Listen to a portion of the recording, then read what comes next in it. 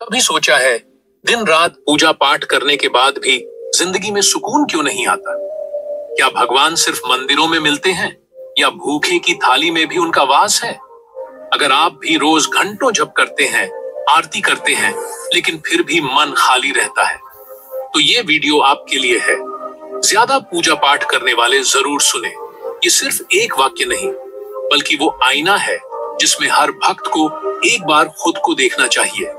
इस कहानी में एक ऐसी औरत है जिसने कभी कोई श्लोक नहीं पढ़ा, कोई मंदिर नहीं गई, लेकिन भगवान खुद उसके दरवाजे पर आए। क्यों? क्योंकि उसने वो किया जो हम पूजा करते हुए भूल जाते हैं।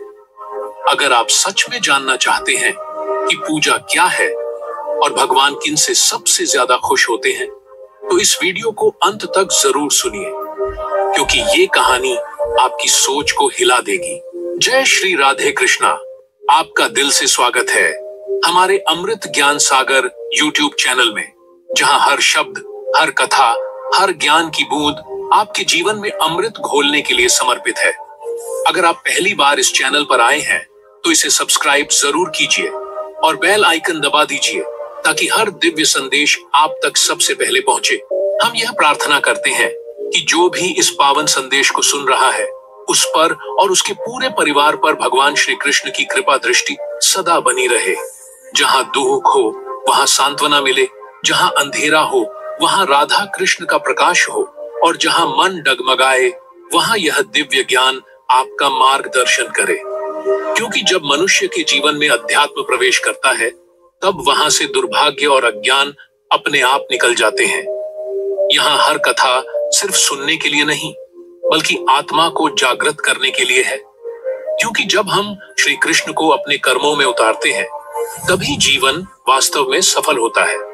तो आइए जुड़िए हमारे साथ इस अमृत यात्रा में और चलें उस मार्ग पर जहां अंत में सिर्फ राधा कृष्ण की कृपा, शांति और मोक्ष की अनुभूति है। एक समय की बात है, एक पवित्र नगर में एक महात्मा रहते थे जिनका नाम था आचार्य वेदमित्र। वे दिन रात पूजा पाठ, मंत्र जप, यज्ञ और प्रवचनों में लीन रहते।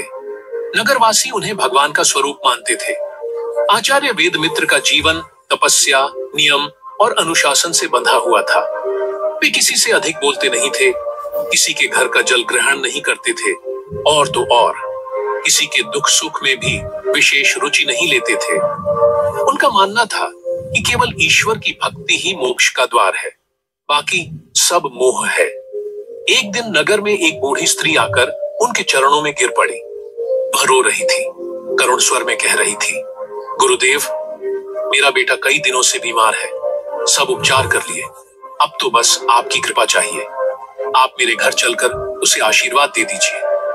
आचार्य वेदमित्र ने बिना भाव बदले उत्तर दिया, मां, मैं घर से बाहर नहीं जाता, मेरी सेवा केवल मंदिर तक सीमित है।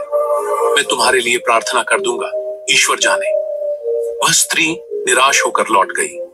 कुछ दिनों बाद उसका बेटा चल बसा। आचार्य वेदमित्र फिर अपने पूजा पाठ में लीन हो गए। समय बीतता गया।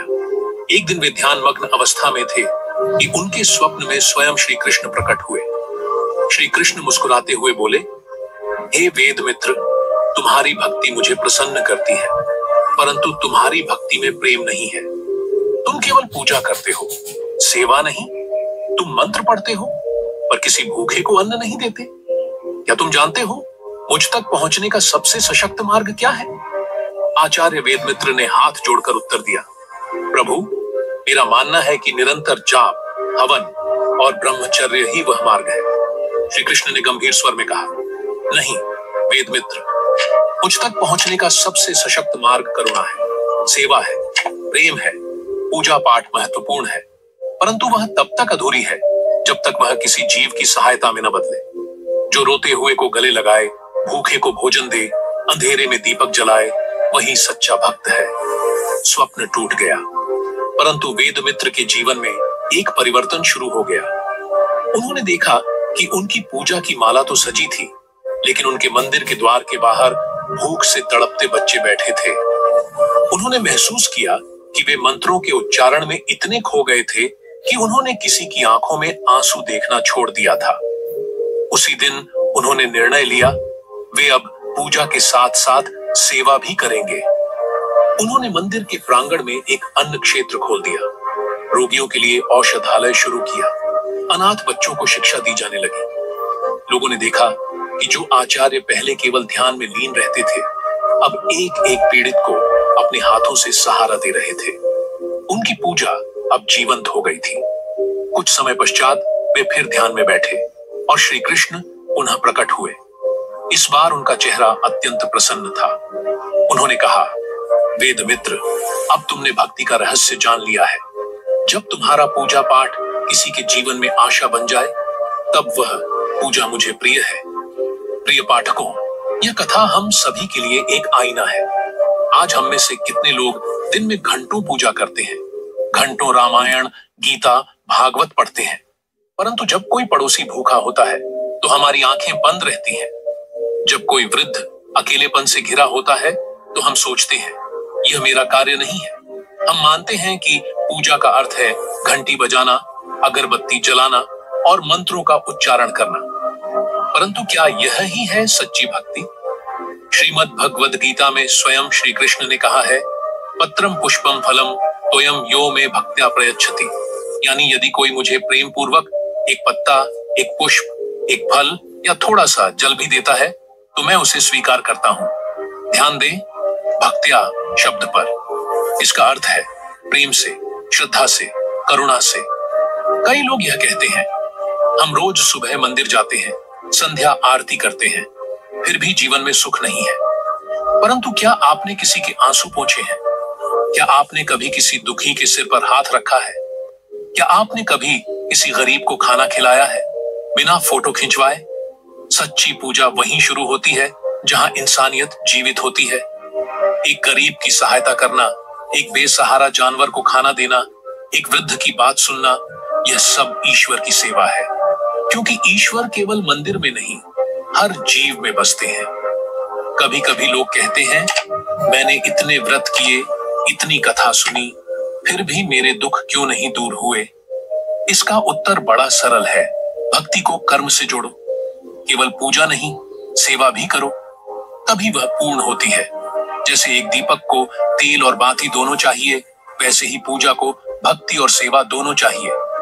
अगर एक भी अनुपस्थित है तो प्रकाश अधूरा है। आज समाज में बहुत से लोग हैं जो दिन रात पूजा करते हैं, परंतु क्रोध नहीं छोड़ते, लोभ नहीं छोड़ते, अहंकार नहीं छोड़ते। क्या यह पूजा उन्हें ईश्वर के करीब ले जा रही है? नहीं, क्योंकि जब तक पूजा हमारे स्वभाव में परिवर्तन नहीं लाती, वह केवल एक औपचारिकता है। श्री राम ने शबरी के झूठे बेर खाए क्योंकि उसमें प्रेम था। श्री कृष्ण ने सुदामा की फटी पोटली को स्वीकार किया क्योंकि उसमें आत्मीयता थी। भगवान को आपकी भव्य थालियों की नहीं, आपके भावों की आवश्यकता है। इसीलिए हे अधिक पूजा पाठ करने वालों, यह सुनो, पूजा तब तक अधूरी है जब तक उसमें सेवा ना हो, प्रेम ना हो, करुणा ना हो। भगवान को तुम्हारी आवाज से अधिक तुम्हारे कर्म सुनाई देते हैं। यदि तुम्हारे कर्म में किसी की भलाई है तो तुम्हारा हर कदम मंदिर है, हर कार्य पूजा है। स्मरण रहे, मृत्यु के पश्चात जब आत्मा यमराज के दरबार में पहुंचती है तो उससे यह नहीं पूछा जाता कि उसने कितने मंत्र पढ़े, कितने व्रत किए। उसे पूछा जाता है, तूने कितनों को रोते हुए देखा और अनदेखा किया? कितनों की पुकार को सुना और चुप रहा? किसके हिस्से की रोटी तूने खा ली? किसके आंसू तूने सुखाए?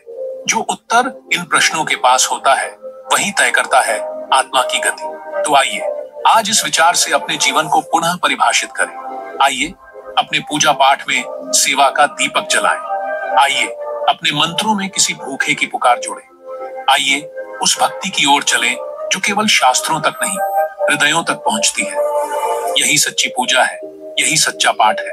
और अंत में श्री कृष्ण की वाणी में एक स्मरण, जो मेरे सबसे गरीब, सबसे दुखी, सबसे निरीह भक्त की सेवा करता है, वह मेरी ही सेवा करता है।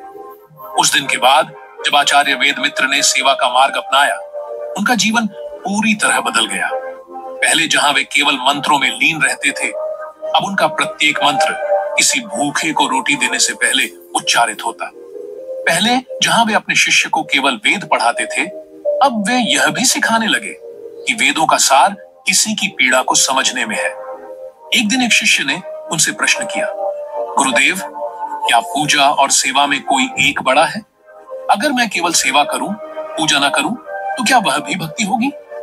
आचार्य मुस्कुराए, बोले, बेटा, सेवा और पूजा दोनों ही ईश्वर की ओर जाने के दो पग हैं। एक पग केवल सेवा है, एक पग केवल पूजा। परंतु यदि तू केवल एक पग पर चलना चाहेगा तो दूर नहीं जा सकेगा। दोनों पग एक साथ उठाने होंगे। वे आगे बोले, सुनो, मैं तुम्हें एक कथा सुनाता हूं, एक ऐसे संत की जो केवल सेवा में लीन था और एक ऐसे ब्राह्मण की जो केवल पूजा में। देखो कैसे दोनों की यात्रा ईश्वर तक पहुंचती है या नहीं। एक जंगल में एक संत रहते थे, नाम था महादेव बाबा। वे किसी मंदिर से नहीं जुड़े थे, न ही शास्त्रों का विशेष अध्ययन किया था, परंतु दिन भर वे पशु पक्षियों की देखभाल करते, भूखों को खाना देते, बीमारों को औषधि देते। जब किसी गांव में विपत्ति आती तो सबसे पहले वे पहुंचते। दूसरी ओर एक ब्राह्मण थे, पंडित मधुसूदन शर्मा। उन्होंने वेदों का गहन अध्ययन किया था। यज्ञ पाठ, तप त्याग, उपवास उनके जीवन का हिस्सा था। वे दिन में 4 बार पूजा करते और सप्ताह में 1 बार उपवास। दोनों की मृत्यु एक ही दिन हुई। दोनों की आत्मा यमलोक पहुंची। चित्रगुप्त ने उनका लेखा जोखा देखा। भगवान विष्णु के आदेश से दोनों को बुलाया गया। भगवान विष्णु ने पूछा, हे आत्माओं, बताओ, तुमने जीवन में मुझे कैसे प्राप्त किया? पंडित मधुसूदन बोले, प्रभु, मैंने जीवन भर आपकी आराधना की, गीता का पाठ किया, यज्ञ किए, मंत्र जपे। मैंने कभी किसी से दान नहीं लिया, नियमों का पालन किया। मैं आपकी सेवा को ही जीवन मानता रहा। भगवान ने सिर हिलाया, फिर महादेव बाबा की ओर देखा। बाबा बोले, प्रभु, मैंने तो बस यही किया कि जब भी कोई दुखी दिखा उसकी सेवा की, जब कोई भूखा मिला उसे खाना दिया, जब किसी माँ का बच्चा बीमार था तो उसके साथ बैठकर रोया और भगवान से उसके लिए दुआ की। मुझे शास्त्र नहीं आते, पर इतना जानता हूं कि अगर कोई हंसने लगे तो वो पूजा ही होगी। भगवान थोड़ी देर मौन रहे, फिर बोले, पंडित जी, आपकी पूजा प्रशंसनीय है, परंतु आपकी पूजा केवल आपके लिए थी। आपने मुझे शास्त्रों में ढूंढा, पर मैंने तो हर जीव में निवास किया। बाबा महादेव ने मेरी वही पूजा की जो पीड़ितों के साथ की जाती है। तुम दोनों मेरे भक्त हो, परंतु महादेव बाबा के कर्म ने उन्हें थोड़ा और आगे पहुंचा दिया। ये सुनकर पंडित जी की आंखें भर आईं। उन्होंने कहा, प्रभु, मैं समझ गया हूं, बिना सेवा के पूजा अधूरी है।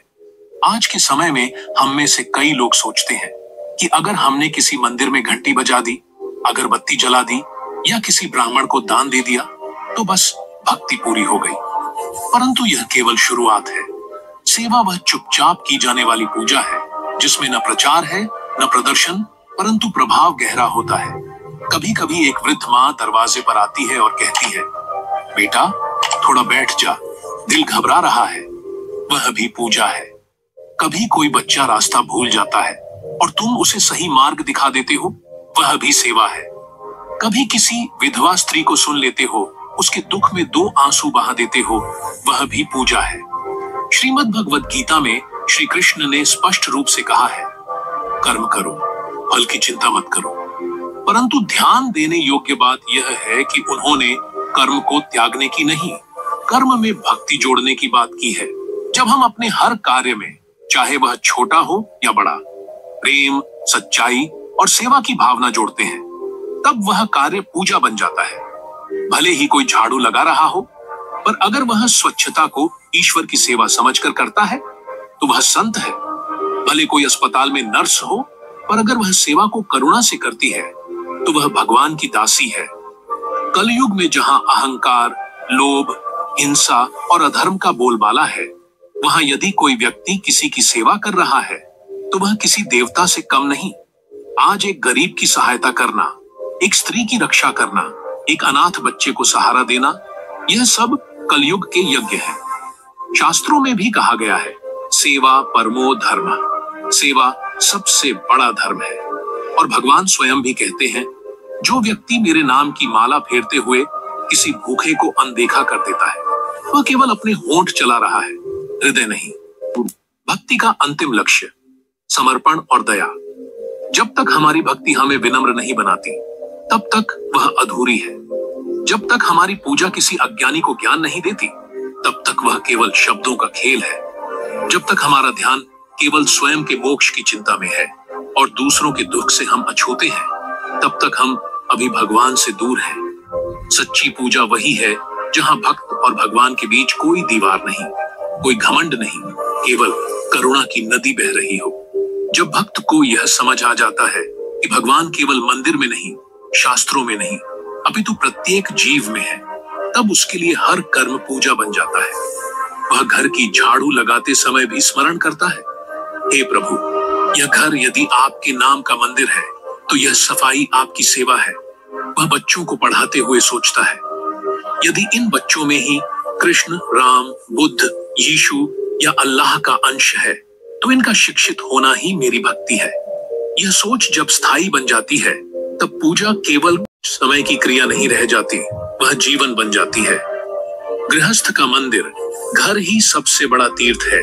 आज लोग सोचते हैं कि तीर्थ करने के लिए हिमालय जाए, मंदिरों में रथ यात्रा करें, धामों की परिक्रमा करें, परंतु एक गरीब माँ जो दिन भर अपने बच्चों के लिए रोटियां बेलती है और रात को बिना खाए सो जाती है, वह भी भगवान की सबसे बड़ी भक्त होती है।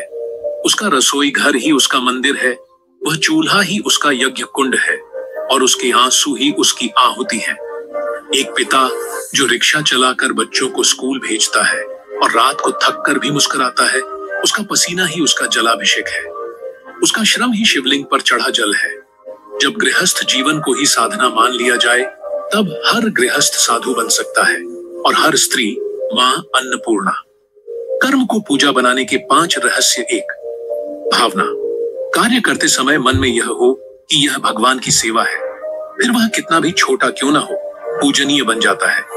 जैसे झाड़ू लगाते हुए सोचना कि हे प्रभु, यह गंदगी केवल बाहर की नहीं, मेरे अंदर की भी है, कृपया इसे साफ कर दो। 2, स्वार्थहीनता। किसी की मदद इस उम्मीद से न करना कि वह बदले में कुछ देगा, बल्कि यह मानकर कि भगवान ने मुझे सक्षम बनाया, इसलिए मुझे देना है। 3, धैर्य और क्षमा।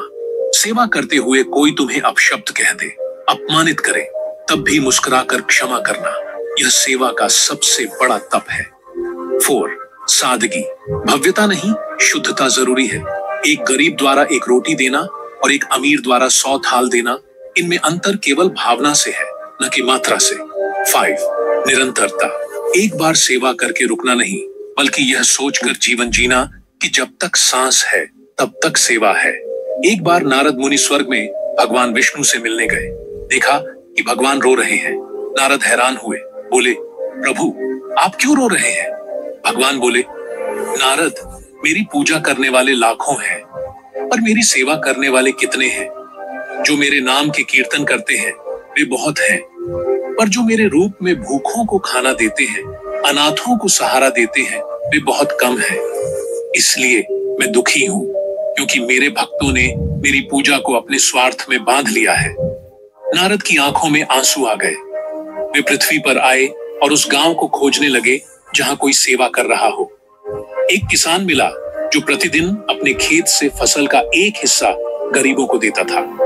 एक नाई मिला जो हफ्ते में एक दिन केवल वृद्धों के नाखून काटता, बाल काटता, निशुल्क। एक विधवा मिली जो हर पूर्णिमा को अनाथ बच्चों को कहानी सुनाती।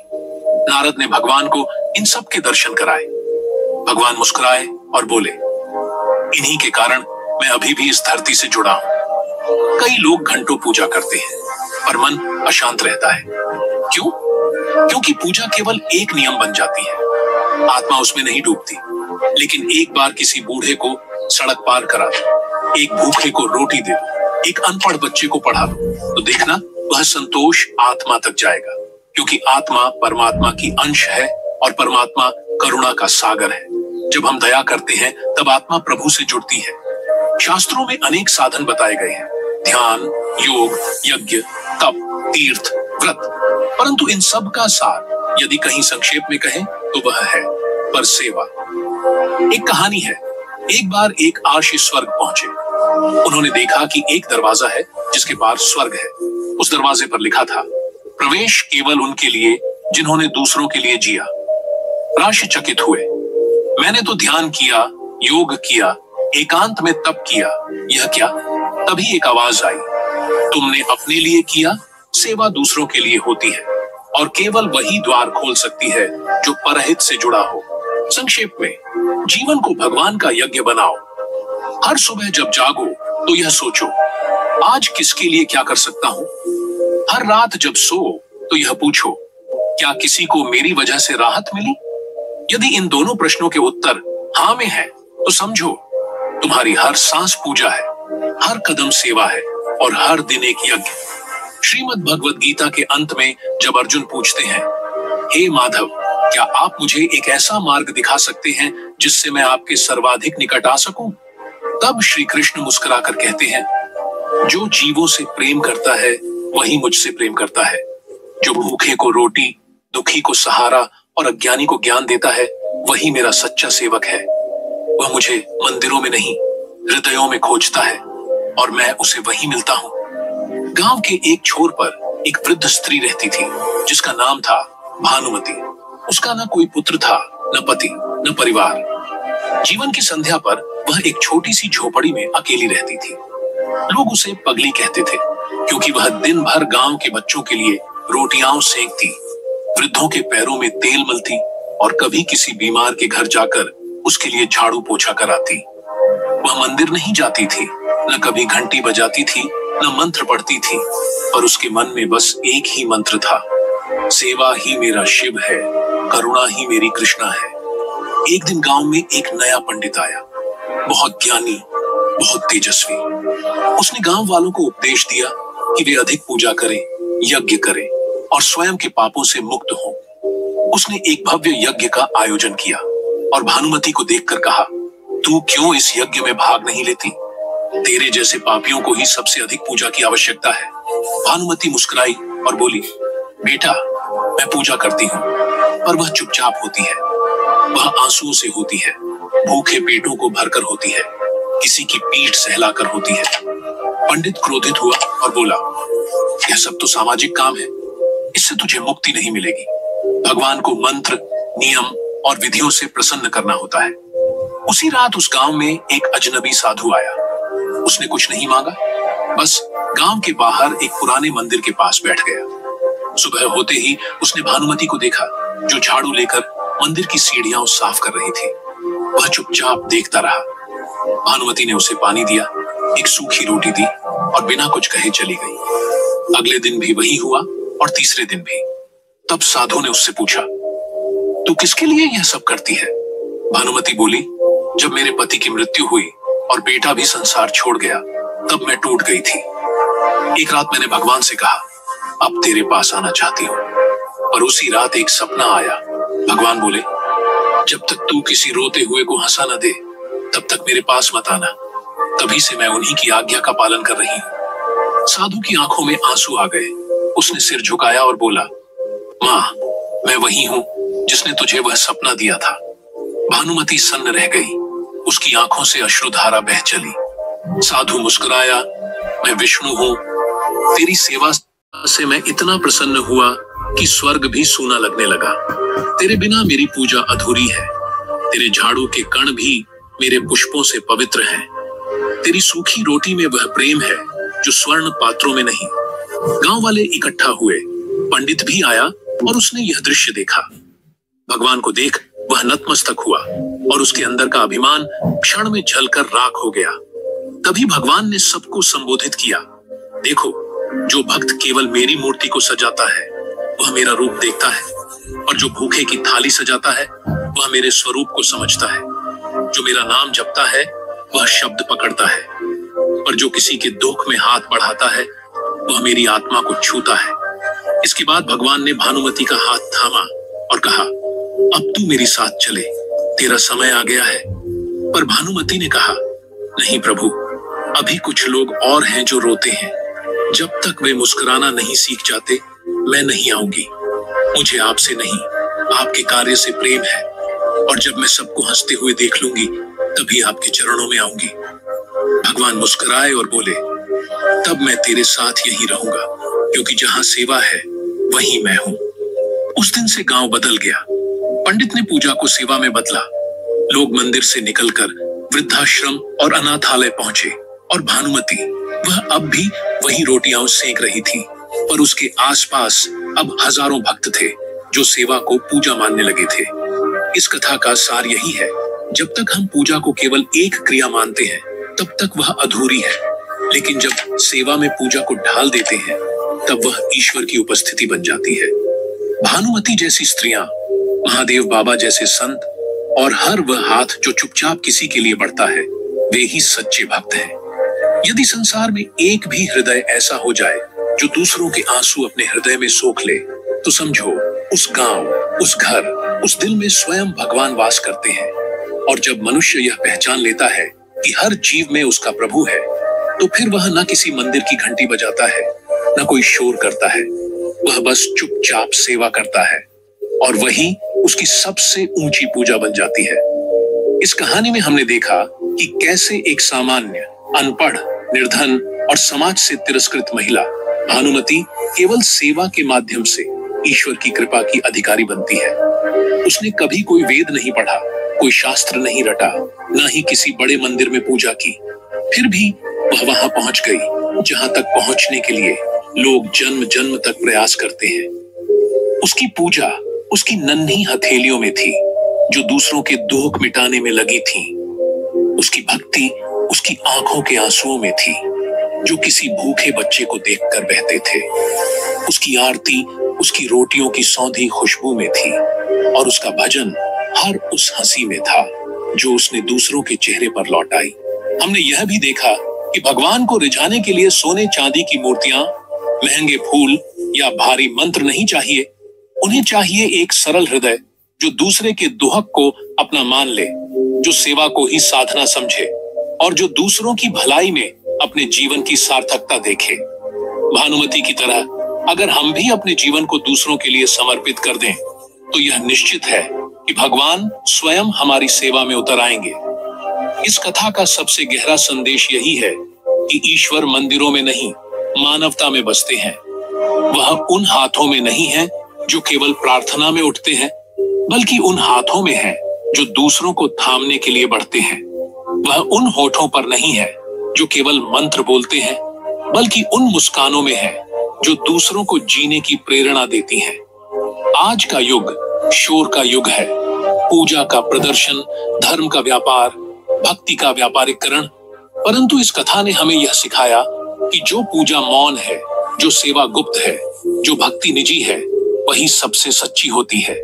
अगर समाज में हर कोई यह संकल्प ले ले कि उसकी पूजा दूसरों की सेवा में प्रकट होगी, उसकी भक्ति किसी के आंसू पोंछने में होगी और उसका प्रभु हर जरूरतमंद में बसता है, तो यह संसार ही स्वर्ग बन सकता है। सच्चा भक्त वह नहीं जो दिन रात जप करता है, सच्चा भक्त वह है जो दूसरों के जीवन में उजाला भरता है। और जब सेवा पूजा बन जाए और पूजा सेवा बन जाए, तभी मनुष्य का जीवन पूर्ण होता है। यह कथा यही कहती है, मंदिर से बाहर आओ, जीवन को मंदिर बनाओ, मूर्तियों से परे देखो, जीवों में ईश्वर को पहचानो, आवाजों से आगे बढ़ो, मौन कर्म में डूबो और सबसे महत्वपूर्ण, अपने दिल को इतना पावन करो कि वहां खुद भगवान वास करने लगे। भानुमति की तरह सेवा करो ताकि एक दिन स्वयं ईश्वर तुम्हारा हाथ पकड़कर कहे, अब तू मेरे साथ चल, क्योंकि तेरे बिना मेरा स्वर्ग अधूरा है। यही जीवन की सबसे बड़ी पूजा है, यही मोक्ष है और यही अंतिम सत्य है। अगर आज की यह कहानी आपके दिल को छू गई हो, अगर इसने आपके अंदर कुछ बदल दिया हो, तो इसे सिर्फ अपने तक मत रखिए, इसे अपने परिवार, दोस्तों और हर उस इंसान तक जरूर पहुंचाइए जिसे सच्चे अर्थों में पूजा, सेवा और ईश्वर की पहचान चाहिए। क्योंकि ज्ञान तब तक अधूरा है जब तक वो बांटा न जाए, और प्रेरणा तब तक प्रभावी नहीं होती जब तक वो किसी और की जिंदगी न बदल दे। तो कृपया इस वीडियो को लाइक करें, दूसरों के साथ शेयर करें। नमस्कार दोस्तों, अब एक और कहानी की तरफ बढ़ते हैं, एक ऐसी महिला की भक्ति की अनोखी यात्रा के बारे में, जिसने सिर्फ पूजा ही नहीं बल्कि हर छोटे कार्य में भगवान श्री कृष्ण को महसूस किया और उनके आशीर्वाद से जीवन में असल सुख और शांति पाई। यह कहानी ज्यादा पूजा पाठ करने वाले जरूर सुने, आपको बताएगी कि सच्ची भक्ति क्या है और कैसे जीवन के हर पहलू में भगवान का समर्पण असली पूजा बनता है। ललिता का जन्म एक छोटे से गांव में हुआ था, जहां उसके माता पिता अत्यंत धार्मिक और सरल हृदय वाले थे। उनके घर का वातावरण हमेशा से ही भक्ति, सेवा और भगवान के प्रति समर्पण से भरा हुआ था। ललिता की माँ सुमित्रा हमेशा भगवान श्री कृष्ण के भजनों में खोई रहती थी और पिता रामनाथ ने पूरे घर को धार्मिक संस्कारों से अभिभूत कर रखा था। ललिता का बचपन इन धार्मिक संस्कारों के बीच ही बीता।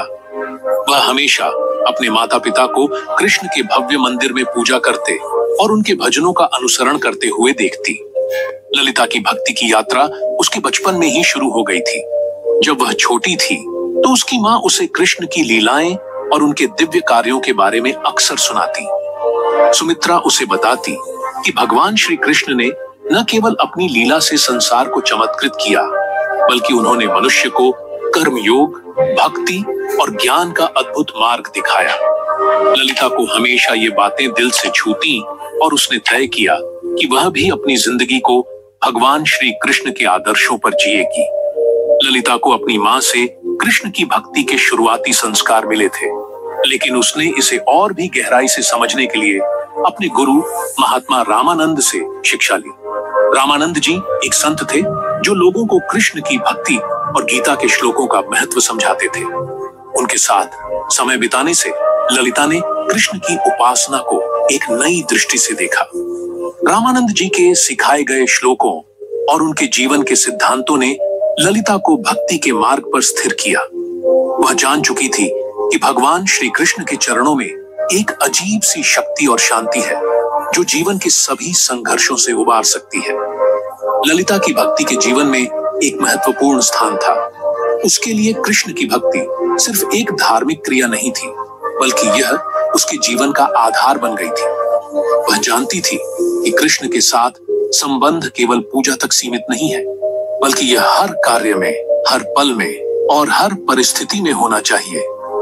जैसे जैसे ललिता का जीवन आगे बढ़ा, उसने महसूस किया कि कृष्ण की भक्ति से उसे आंतरिक शांति और सुख मिलता है।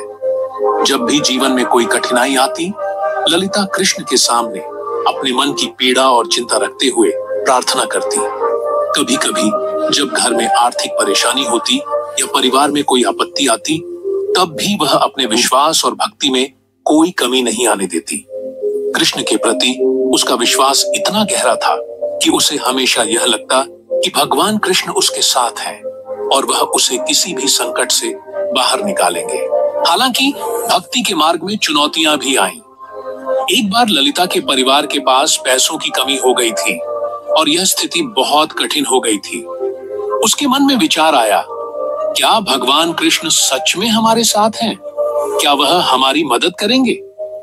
यह विचार उसके मन में आया, लेकिन तभी उसने याद किया कि भगवान श्री कृष्ण ने गीता में कहा था, जो मेरी शरण में आता है, मैं उसकी हर समस्या का समाधान करता हूँ। इस वाक्य को याद करते हुए ललिता ने अपने विश्वास को और मजबूत किया और अपने परिवार के साथ मिलकर अपने हालातों का सामना किया। उसके विश्वास और भक्ति ने उसे कठिन परिस्थितियों से उबरने की शक्ति दी और जल्द ही उनका परिवार फिर से खुशहाल हो गया। ललिता के जीवन में भक्ति ने एक अनोखा स्थान बना लिया था। जब रामलाल ने ललिता से शादी की तो उसकी जिंदगी में एक नया मोड़ आया। ललिता की कृष्ण भक्ति का प्रभाव धीरे धीरे उसके जीवन पर पड़ने लगा।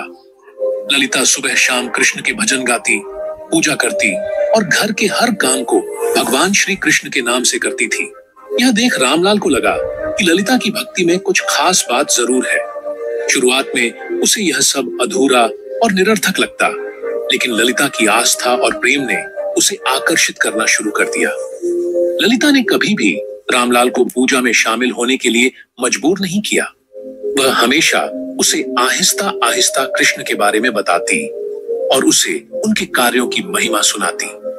ललिता की विनम्रता, श्रद्धा और भक्ति के प्रति समर्पण ने रामलाल को प्रभावित किया। वह अक्सर सोचता, अगर इस तरह की भक्ति से किसी का जीवन इतना शांत और संतुष्ट हो सकता है, तो क्या मैं भी ऐसा कर सकता हूँ? धीरे धीरे रामलाल ने ललिता से कृष्ण के बारे में और अधिक जानना शुरू किया और उसने ललिता के साथ कुछ समय कृष्ण के भजनों में बिताना शुरू किया। रामलाल का जीवन एक दिन पूरी तरह से बदल गया जब उसने भगवान श्री कृष्ण के दर्शन किए। यह घटना एक दिन गांव के मंदिर में हुई जहां ललिता रामलाल को कृष्ण की उपासना में शामिल करने के लिए ले गई थी। वह मंदिर का वातावरण बहुत शांति और ऊर्जा से भरा हुआ था। मंदिर में कृष्ण की मूर्ति के सामने ललिता और अन्य भक्तों के साथ रामलाल भी खड़ा था। और तभी एक अद्भुत घटना घटी। जब रामलाल ने अपनी आंखें बंद की और भगवान श्री कृष्ण से अपनी छोटी सी प्रार्थना की तो उसने एक अनोखी शांति महसूस की। एक क्षण के लिए उसे यह लगा कि कृष्ण उसकी आत्मा के भीतर मौजूद है, जैसे वह उसे अपने आत्मीय हाथों से आशीर्वाद दे रहे हों। उसकी आत्मा को एक अद्भुत शांति का एहसास हुआ और उसके हृदय में कृष्ण के प्रति एक अपार प्रेम और विश्वास उत्पन्न हुआ। यह अनुभव उसकी पूरी मानसिकता को बदलने वाला था। अब वह केवल एक आम भक्त नहीं, बल्कि भगवान श्री कृष्ण का सच्चा अनुयायी बन गया था। रामलाल ने समझा कि कृष्ण के दर्शन से वह न केवल मानसिक शांति प्राप्त कर सकता है, बल्कि उसे अपनी जीवन की कठिनाइयों और जिम्मेदारियों का सही तरीके से सामना करने की ताकत भी मिल सकती है। इस अनुभव के बाद रामलाल ने अपनी भक्ति को एक नई दिशा दी। अब वह रोज मंदिर जाता, कृष्ण के भजनों में भाग लेता और अपनी दिनचर्या में भी कृष्ण की उपासना को शामिल करता। उसके लिए भगवान कृष्ण सिर्फ एक आस्थावान देवता नहीं, बल्कि जीवन का मार्गदर्शक बन गए थे। रामलाल का परिवर्तन उसकी जीवन यात्रा में एक महत्वपूर्ण मोड़ साबित हुआ। पहले वह केवल दुनिया की समस्याओं और जीवन के संघर्षों में फंसा हुआ था, लेकिन अब कृष्ण के प्रति उसकी भक्ति और विश्वास ने उसे मानसिक शांति दी। उसने यह महसूस किया कि अब उसकी धार्मिकता और परिवार की जिम्मेदारियों में संतुलन बनाए रखना आसान हो गया था। कृष्ण की भक्ति उसे जीवन की छोटी छोटी कठिनाइयों से उबरने की शक्ति देती थी और उसने यह समझ लिया कि एक सच्चे भक्त का जीवन केवल पूजा पाठ तक सीमित नहीं होता, बल्कि उसमें अपने परिवार की देखभाल, समाज की सेवा और हर कार्य को भगवान के आशीर्वाद के साथ करना भी शामिल है। कृष्ण के दर्शन ने रामलाल को यह सिखाया कि भगवान का आशीर्वाद केवल उन तक ही सीमित नहीं होता जो पूजा पाठ करते हैं, बल्कि वह हर उस व्यक्ति को मिलता है जो अपने कर्मों को ईमानदारी से करता है। इस बदलाव के बाद रामलाल ने अपने परिवार के साथ मिलकर भगवान के मार्ग पर चलने का संकल्प लिया और उन्होंने अपनी जिंदगी में भक्ति और सेवा का महत्व समझा।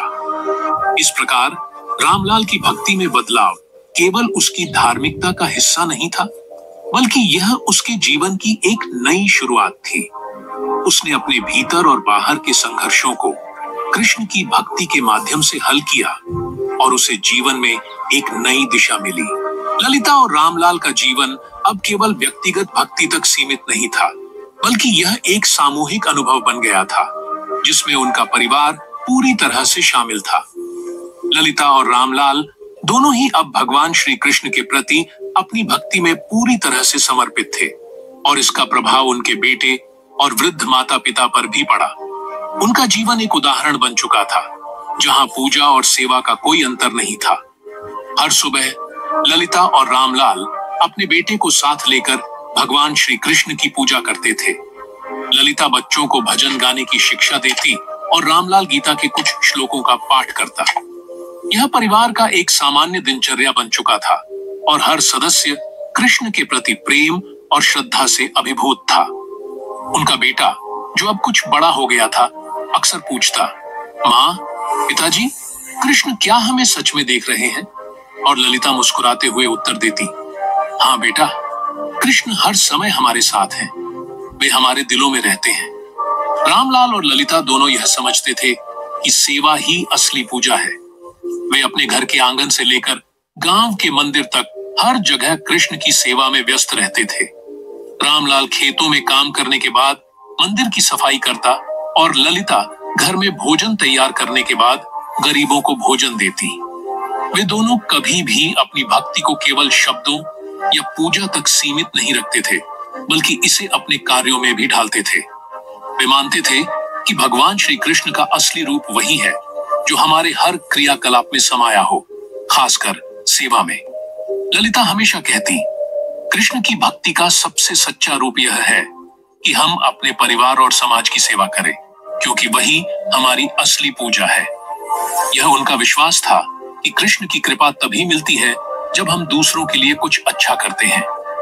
ललिता और रामलाल का जीवन केवल घर तक ही सीमित नहीं था, वे गांव में भी एक प्रेरणा बन चुके थे। उनका गांव उनका दूसरा घर था और वे वहां भी कृष्ण की भक्ति और सेवा में लगे रहते थे। वे जानते थे कि समाज में सेवा करना भी भगवान के प्रति एक महान समर्पण है। रामलाल और ललिता गांव के मंदिर की सफाई करते, वहां के रास्तों को संवारते और नियमित रूप से गांव के गरीबों को भोजन और वस्त्र बांटते। उनका मानना था कि जब तक उनके पास देने के लिए कुछ है, वे समाज से दूर नहीं रह सकते। एक दिन गांव में एक बड़ा उत्सव हुआ और रामलाल और ललिता ने मिलकर सभी जरूरतमंदों के लिए भोजन का आयोजन किया। इस कार्य में उन्होंने अपने बेटे को भी शामिल किया ताकि वह जान सके कि सेवा और भक्ति का असली रूप क्या है। ललिता और रामलाल के कार्यों को देखकर गांव वाले उनकी भक्ति और सेवा के प्रति समर्पण को समझते थे। वे दोनों अक्सर गांव में कृष्ण की भक्ति के महत्व को बताते और लोगों को प्रेरित करते। रामलाल गांव के पुरुषों को गीता के श्लोकों का पाठ कराता, जबकि ललिता महिलाओं को भजन और कथा सुनाती। दोनों का उद्देश्य यही था कि वे भगवान श्री कृष्ण के संदेश को केवल अपने परिवार तक ही सीमित न रखें, बल्कि समाज के हर व्यक्ति तक पहुंचाएं। एक बार गांव में एक बीमार महिला आई जिसे इलाज के लिए धन की आवश्यकता थी।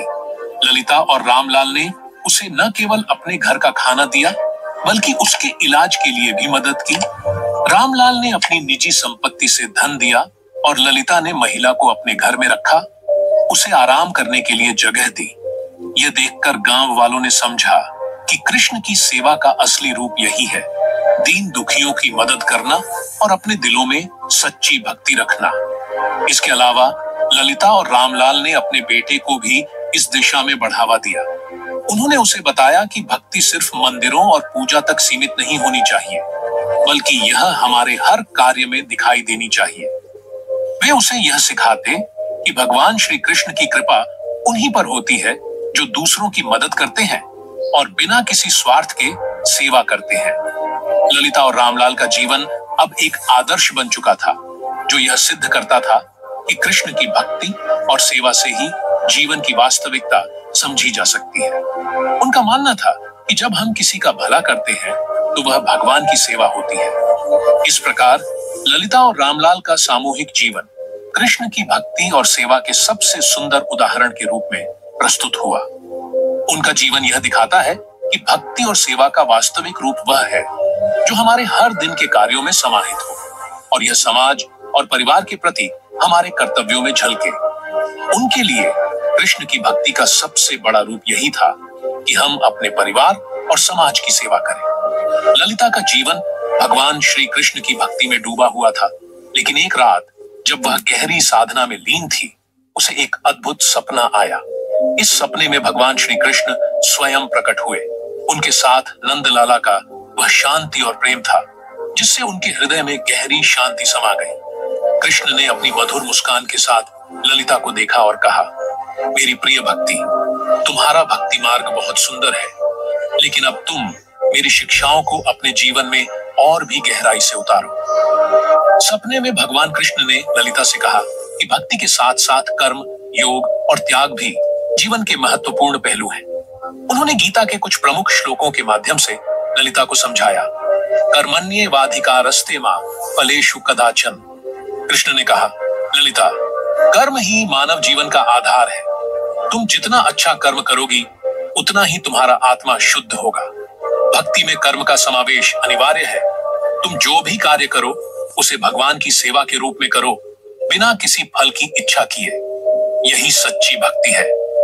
ललिता ने भगवान के इस उपदेश को आत्मसात किया और जीवन के हर कार्य को कृष्ण की सेवा मानकर करने लगी।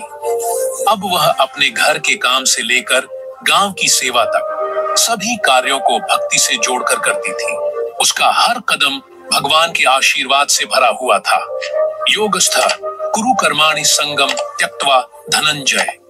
भगवान कृष्ण ने ललिता को समझाया, योग केवल आसनों और ध्यान तक सीमित नहीं है, बल्कि यह आत्मा और शरीर का सामंजस्य है। अपने कार्यों को संतुलन से करो और उन्हें समर्पण भाव से भगवान के चरणों में अर्पित कर दो। तुम्हारा शरीर और मन दोनों ही भगवान के साधक होने चाहिए।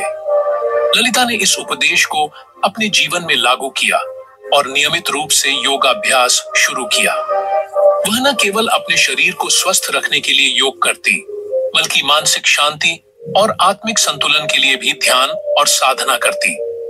अब उसका जीवन सच्चे योग की ओर अग्रसर था, जिसमें हर क्रिया को ध्यान और प्रेम से किया जाता था।